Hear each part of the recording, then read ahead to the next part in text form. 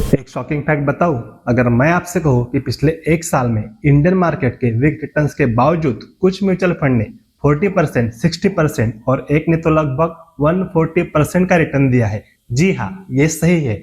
लेकिन सवाल ये है कि आखिर इन म्यूचुअल फंड ने ऐसा क्या ही किया और ये कौन से म्यूचुअल फंड है। So fund number 1, Nippon India Taiwan equity fund और इसका रिटर्न है 140.91%। इस फंड का major exposure Taiwan semiconductor plus technology companies में है। ताइवान के सेमीकंडक्टर बूम का इस फंड को सीधा फायदा मिला है। Fund number 2, DSP world mining overseas equity fund और इसका रिटर्न है 75.72%, majorly focused on metal and other metal related stock.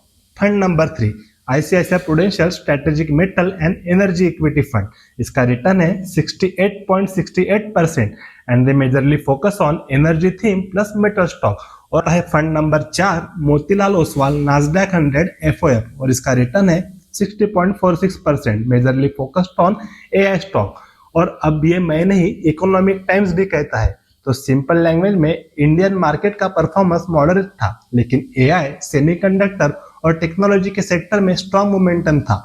और इसी का सबसे इंटरेस्टिंग लेसन है कि अपॉर्चुनिटी सिर्फ इंडिया में नहीं, ग्लोबल मार्केट में भी हो सकती है। बट रिमेंबर, 140% रिटर्न देखकर फंड में इन्वेस्ट करना जरूरी नहीं है। पास्ट परफॉर्मेंस फ्यूचर रिटर्न की गारंटी नहीं होती। इन्वेस्ट करते समय रिस्क, टाइम होराइजन और अपने गोल को जरूर कंसीडर करें। अगर ये इन्फॉर्मेशन इन्फॉर्मेटिव लगी हो तो आगे जरूर शेयर करें and hit that follow button.